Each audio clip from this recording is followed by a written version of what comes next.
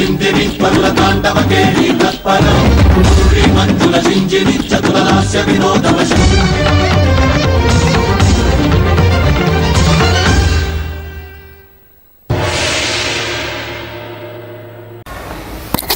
Doctor Surender గారు doctor Rajamani గారి కుమార్తె 4 ఏళ్ల చిన్నారి లక్ష్మీ కాత్యాయని పవిత్ర మహాశివరాత్రి సందర్భంగా తిరుపతిలో తన మొదటి భరతనాట్యం ప్రదర్శన ఇచ్చి అందరి ప్రశంసలు అందుకుంది. ఇంత చిన్న వయసులోనే ఇంత అద్భుత నృత్య ప్రదర్శన ఇచ్చి ప్రేక్షకుల మన్ననలను పొందింది.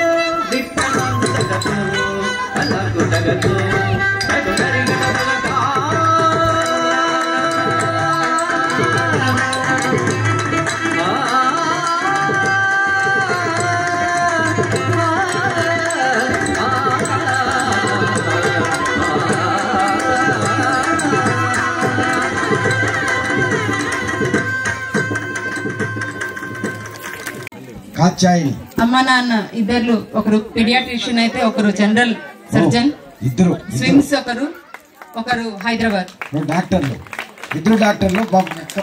పాప మాత్రం ట్రాన్స్ఫర్ కమ్ డాక్టర్ అవుతుంది. ఓహో, కమ్ డాక్టర్, అది తెలిసిందే కదా. ఫారెన్ లో సెటిల్ అవుతాయి. ఎక్కడ సార్? ఇండియాలో అవ్వాలనండి సార్. మనం అనుకుంటాం, నిష్ణాతులు ఎప్పుడు ఇక్కడే ఉండాలి. చాలా ధన్యవాదాలు sir. Inspiration your words please. Thank you. పేరు పాప కాత్యాయనికి ఒకసారి గట్టిగా అమ్మా ప్లీజ్. మీరు కూడా చల్లబడి తెచ్చండి.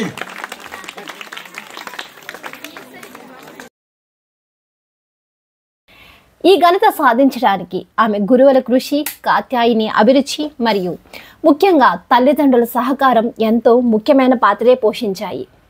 తల్లిదండ్రులు తమ పిల్లల ప్రతిభను గుర్తించి వాటిని మెరుగుపరచడానికి సపోర్ట్ అందించాలి. తల్లులు పిల్లలకు సంస్కారం, ప్రేమ, శ్రద్ధ నేర్పిస్తారు. తండ్రులు ధైర్యం, మార్గదర్శనం ఇస్తారు.